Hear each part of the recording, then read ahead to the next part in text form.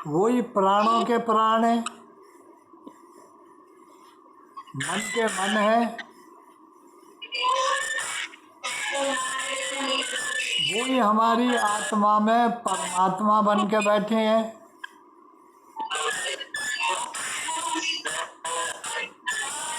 ऐसे परमात्मा हमसे कहीं बाहर थोड़ी है। उनके होने का सबसे बड़ा प्रमाण तो ये है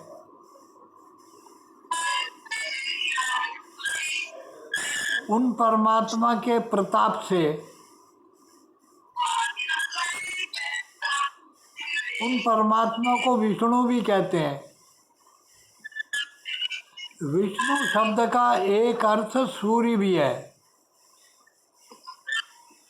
वही परमात्मा सूर्य बनकर हमारे अंदर बैठे हैं।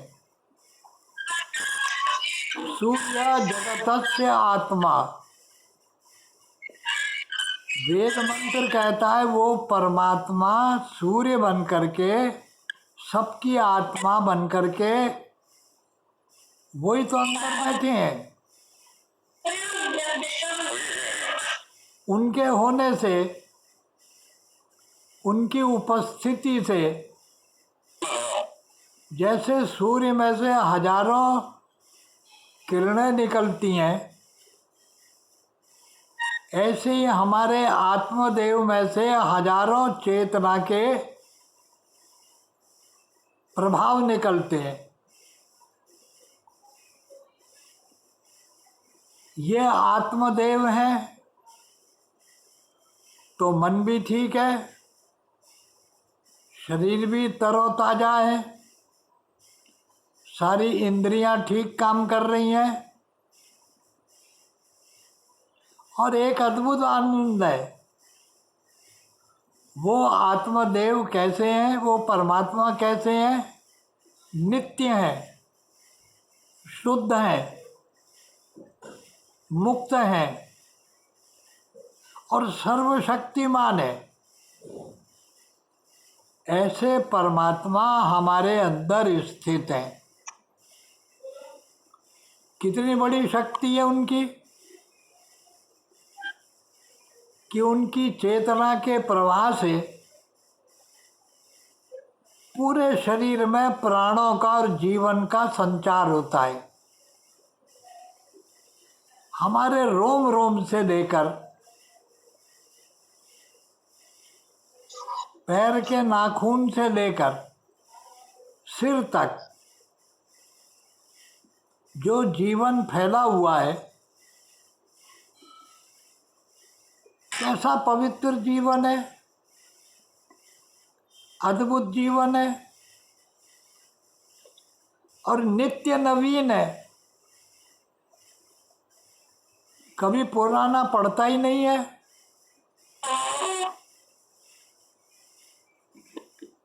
कभी बासी नहीं होता, गंदा नहीं होता। उसकी निर्मलता भी निरंतर बनी रहती है। ये उनके होने का प्रताप है।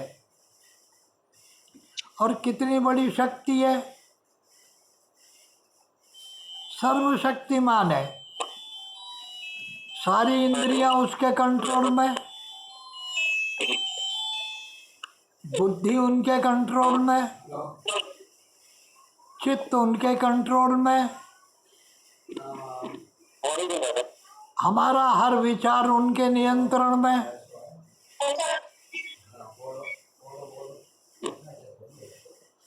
उनके होने से ये सब क्रियाशील होते हैं। ये परमात्मा देव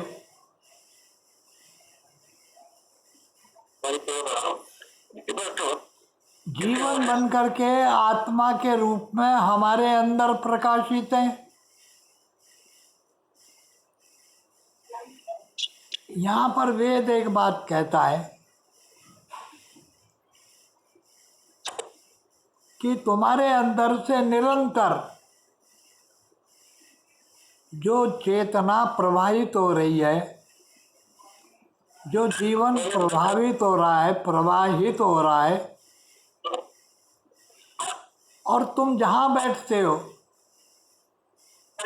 वहाँ भी देखो, हर जगह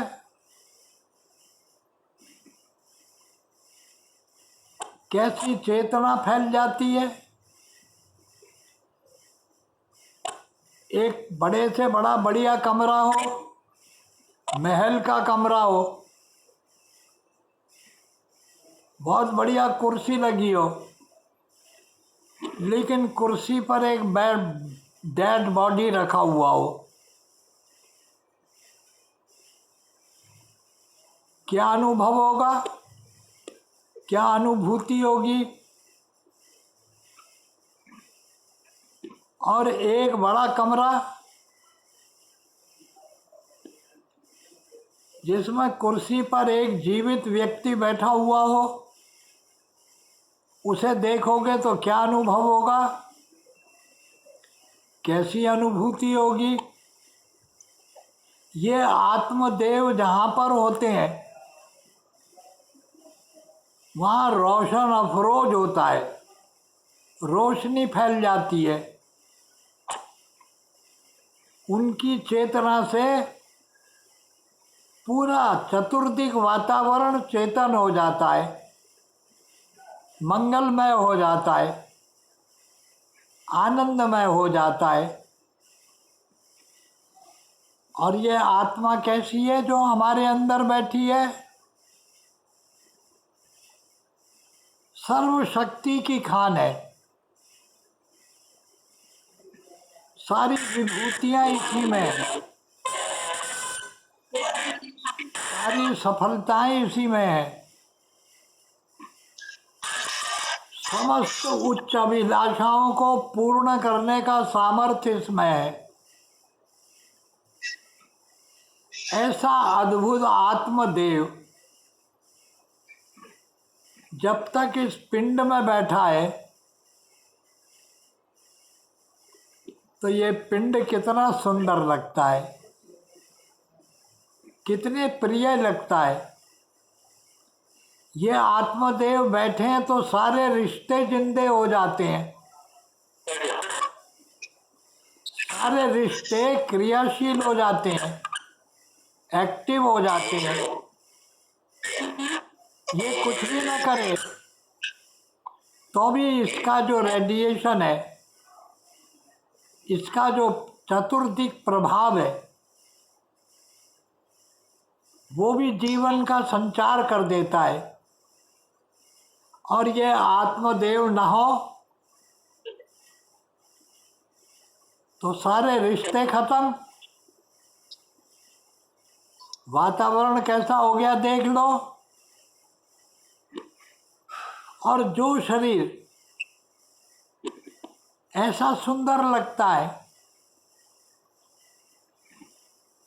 वो कैसा बन जाता है। और आत्मदेव अगर बिल्कुल ही उसको त्याग दें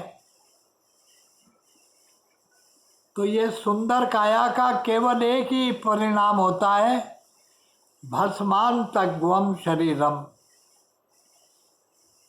एक मुट्ठी राख इसकी बनती है और कुछ नहीं होता है।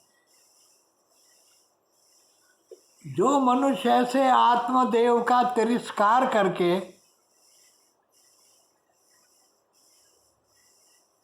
ये चाहता हो कि दुखों का अंत हो जाए, बड़ा सुंदर भर्तरी ने लिखा है कि यदा चर्मवदा काशम वेष्टयशयन्ति मानवा तदा देवम विज्ञाय दुःखस्यांतो भविष्यति। ये मनुष्य कितना पागल है। फुलफिलमेंट ऑफ लाइफ के लिए, जीवन में आनंद के लिए,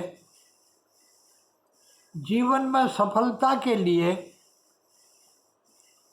जीवन में सुख और शांति के लिए जो रात और दिन ये खोज कर रहा है, मेहनत कर रहा है और सोच रहा है कि इस परिश्रम के प्रतिफल के रूप में जो द्रव्य प्राप्त होगा, जो धन प्राप्त होगा, जो पदार्थ प्राप्त होगा, वो मुझे आनंद देगा।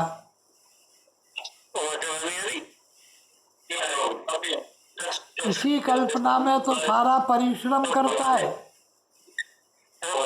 साधन को इकट्ठे कर लेता है।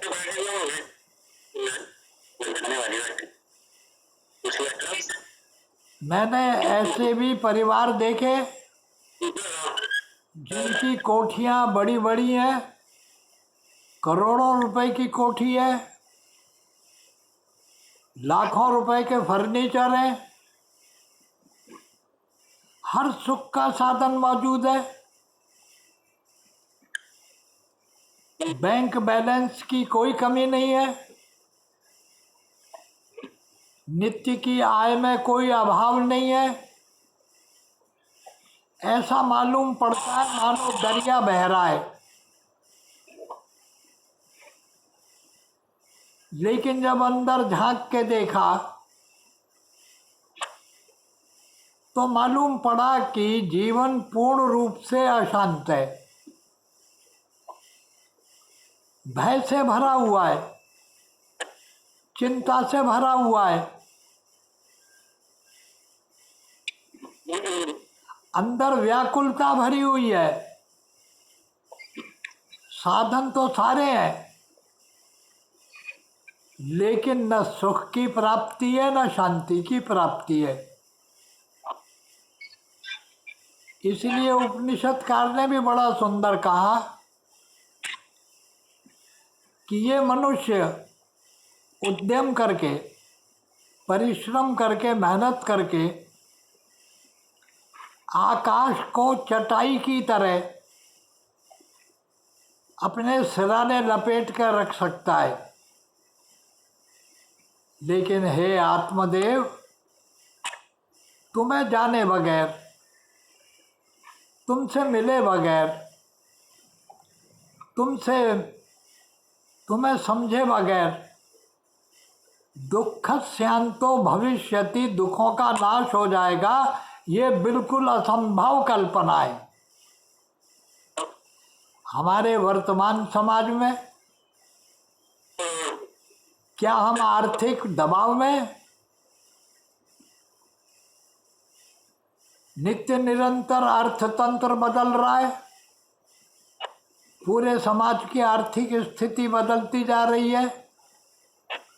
जो सुख सुविधाएं बड़े बड़े मुगल सम्राटों को प्राप्त नहीं थी, बड़े बड़े राजा महाराजाओं को, चक्रवर्ती सम्राटों को प्राप्त नहीं थी, वो सुख सुविधाएं आज आम आदमी को सुलभ हो गई।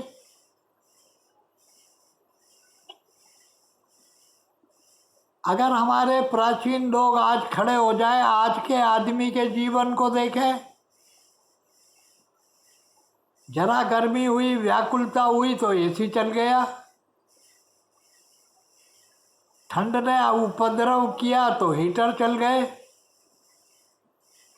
यात्रा कितनी भी दूर करनी हो, कितनी भी दुरूह हो, सरल से सरल और सुगम से सुगम यात्रा के साधन बन गए। जो सुख सुविधाएं बड़े बड़े सम्राटों को उपलब्ध नहीं थी, वो आज हमें उपलब्ध है। इतना सब होते हुए भी न तो संतोष है, न सुख है, न शांति है, न आपसदारी है। संबंधों की मधुरता समाप्त हो गई। ऐसा लगने लगा कि ये जीवन एक जलती हुई अग्नि है। ये जीवन और परिस्थितियां और परिवार क्या लगने लगा कि दलदल है, कीचड़ है। हम कीचड़ में फंसे हुए हैं, दुख में फंसे हुए हैं। इससे निजात पाने के लिए कि दुख से मुक्त हो जाए, तो हमने विचार किया कि ऐसा मार्ग पकड़ो कि ये सुख और दुख का विवेक करने वाला, सुख और दुख की एक पैमाना बना करके निर्णय करने वाला जो यंत्र है, इसको कंट्रोल कर लो। सुख और दुख की अनुभूति कराने वाला, हमारे जीवन में जजमेंट देकर हमारे को ये फैसला देने वाला कि तुम दुखी हो कि तुम सुखी हो, ये मस्तिष्क जो हमारा काम करता है, कहा कि इस मस्तिष्क को समाप्त करो, दिमाग को कंट्रोल करो, माइंड कंट्रोल करो। और माइंड को कंट्रोल करने का क्या तरीका पकड़ा कि यद द्रव्यम बुद्धि लुम्पति, ऐसे द्रव्यों का सेवन करो, ऐसे पदार्थों का सेवन करो कि बुद्धि सोचना ही बंद कर दे। जैसे जैसे सभ्यता का विकास होता गया, भोगवाद का विकास होता गया, अर्थतंत्र मजबूत होकर के और धन की प्रचुरता होने लगी और समाज इतना धनाढ्य हो गया कि सफलता के उच्च शिखर पर पहुंचकर बड़े बड़े धनाढ्य लोगों को सुसाइड करना पड़ा। चाहे वो अभिनेता थे, चाहे अभिनेत्री थी, चाहे धनाढ्य थे।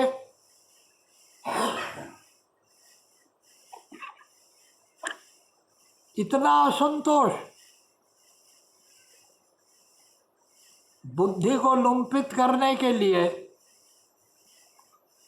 ऐसे संपन्न समाजों में ही तो ड्रग का प्रचार हुआ, LSD का प्रचार हुआ, मार्जुआना का प्रचार हुआ, नशेबाजी का प्रचार हुआ। और हम सोचने लगे न सुख का बोध हो, न दुख का बोध हो, न पाप का बोध हो, न पुण्य का बोध हो, न उचित का बोध हो, न अनुचित का बोध हो। मूर्छित हो जाओ, बेहोश हो जाओ और बेहोशी के लिए ड्रगों का प्रयोग करो, ड्रग लो।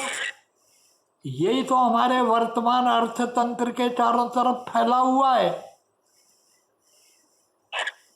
जिन लोगों को ड्रग सुलभ था वो ड्रग लेने लगे और कुछ लोगों ने अपनी बुद्धि को लुम्पित करने के लिए किसी ने सेक्स का ड्रग ले लिया, किसी ने ग्रीड का, लालच का ड्रग ले लिया,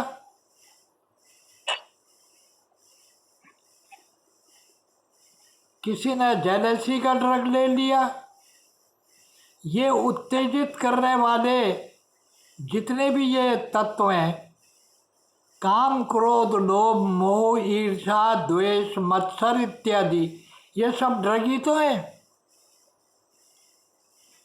इनका प्रभाव हो जाने पर बुद्धि लुम्पति, बुद्धि खराब हो जाती है।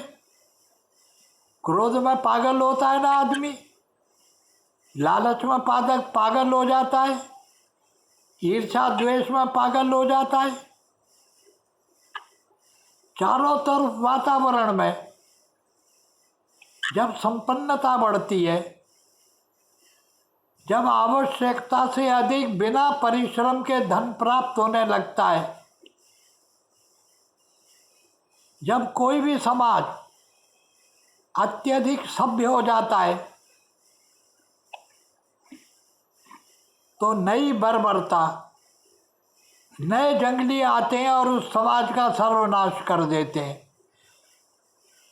चाहे वो मिस्र की सभ्यता थी, चाहे यूनान की थी, चाहे मेसोपोटामिया की थी, या भारतवर्ष का जो अतीत था, आज से 800 1000 2000 साल पहले का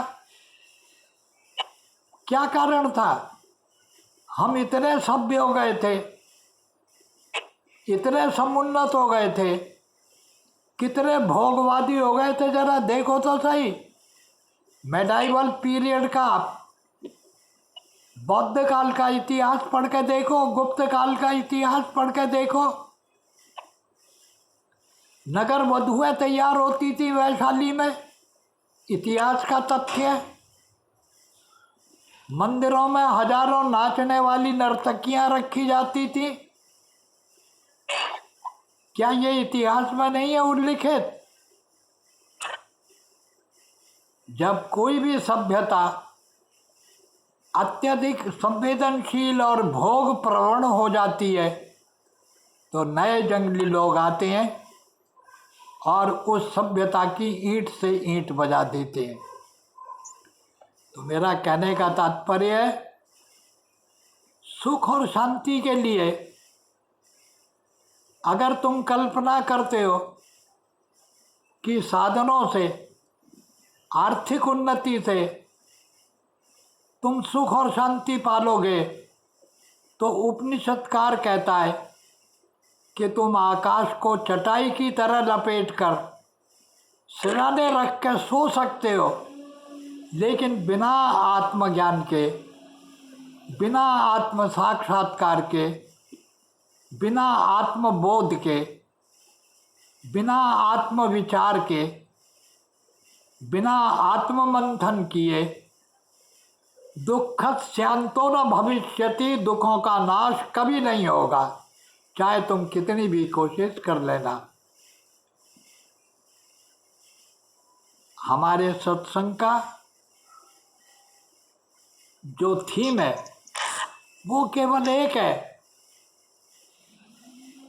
कि इस आत्मदेव ने हमारे अंदर संभावनाओं के जो विशाल क्षेत्र हमको दे रखे हैं, हम उनमें एक्सप्लोर करें, अपने आप के आनंद को देखना सीखें, अपने आप से आनंदित होने का भी कोशिश करें, क्योंकि हमारा जो रूप और स्वरूप है, इसके मूल में सच्चिदानंद परमात्मा ही तो हमारी आत्मा बन करके बैठे हैं।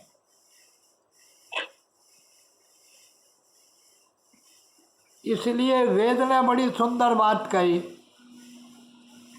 कि ऐ मनुष्य, तू अपने अंदर के विष्णु को, तू अपने अंदर के सूर्य को पहचान।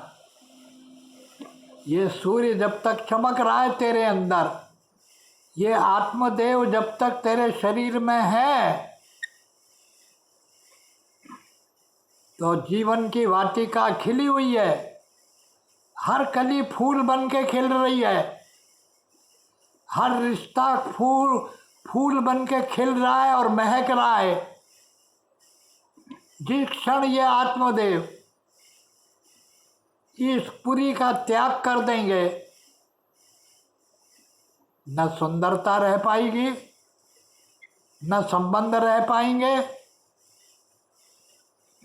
न बुद्धि रह पाएगी, न मन रह पाएगा, न इंद्रियों के साधन रह पाएंगे। इसलिए अगर तूने चांद को पहचाना, सूरज को पहचाना, ब्रह्मांड को पहचाना, यूनिवर्स को पहचाना, प्रकृति को पहचाना, लेकिन तूने अगर अपने आप को नहीं जाना तो तूने कुछ भी नहीं जाना है। इसलिए उपनिषद कहते हैं आत्मानम विद्धि। अरे शांति के साथ बैठ भाई थोड़ी देर, कोई भगवान की चिंता न कर, जरा ध्यान तो कर कि तेरे प्राण कैसे चल रहे हैं, जरा विचार तो कर कि तेरी आंखें कैसे देख रही हैं, तेरा हृदय कैसे स्पंदन कर रहा है। ये जब आत्ममंथन किया जाता है, अपने आप को जब देखने की आप कोशिश करेंगे, तो अनायास एक ऐसा भी दिन आएगा कि तुम्हें मालूम पड़ेगा इन सारी चीज़ों के मूल में वो जगत आत्मा है, वो परमात्मा है जो मेरे पिंड के अंदर व्यापक है, लेकिन आत्मा में आत्मा बन करके परमात्मा आत्मा की आत्मा बनकर मेरे अंदर बैठा है। वो जानने के योग्य है, उसको जाना जाए, उसको समझा जाए, उसको पहचाना जाए, ताकि हमारा जीवन सुख शांति और ऐश्वर्य से परिपूर्ण हो। ये भाव इस मंत्र में कहा गया है। इतनी बात कहकर मैं अपनी बात को पूर्ण करता हूँ। ओम शांति।